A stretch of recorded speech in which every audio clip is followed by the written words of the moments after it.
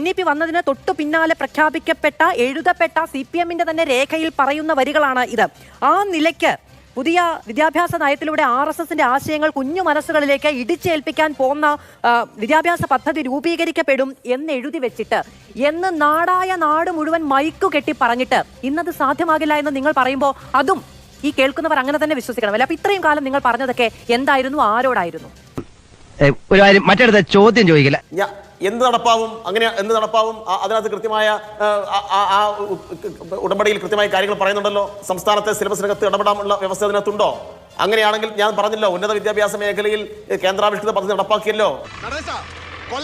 ഒരു പ്രസ്ഥാനത്തിന് ഒരു നിലപാടുണ്ടാവണം. ഇവിടെ ഇടതുപക്ഷത്തെ സംബന്ധിച്ചിടത്തോളം അവർ പ്രൈവറ്റൈസേഷൻ, വിദ്യാഭ്യാസത്തിന് പ്രൈവറ്റൈസേഷൻ എതിർക്കും, അതല്ലെങ്കിൽ പ്രൈവറ്റ് ഇൻസ്റ്റിറ്റ്യൂഷനെ എതിർക്കും. അതേ നേതാക്കന്മാരുടെ തന്നെ മക്കള് ഇവിടെ പോയിട്ട് കോയമ്പത്തൂരും അതോടൊപ്പം പാലക്കാടൊക്കെയുള്ള സ്വകാര്യ സ്ഥാപനങ്ങളിൽ പഠിക്കാൻ വേണ്ടിയിട്ട് പോകും. ഞങ്ങളെ സംബന്ധിച്ച് അങ്ങനെ ഒരു നിലപാടില്ല. ഇവിടുത്തെ പ്രശ്നം തരും, ഒന്നൊരു പാർട്ടിക്ക് ഒരു നിലപാടാണ്. ഇപ്പൊ ഇവിടെ ഇടതുപക്ഷം എന്താണ് ചെയ്തുകൊണ്ടിരിക്കുന്നത്? അവര് ഈ NEP കൊണ്ടുവന്ന സമയത്ത്, PM ശ്രീ കൊണ്ടുവന്ന സമയത്ത് തന്നെ നഖശികാന്തം എതിർത്തു.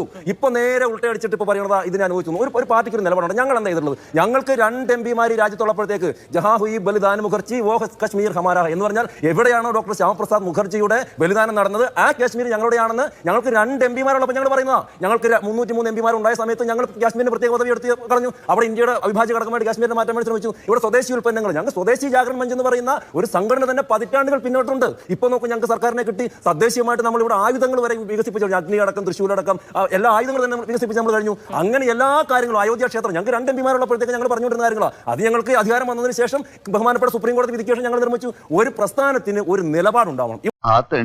RDPയുടെ തൊലി ഇരിക്കുകയാണ് ഉത്തമ. സഹിക്കുക, അല്ലാതെ എന്ത് ചെയ്യാം?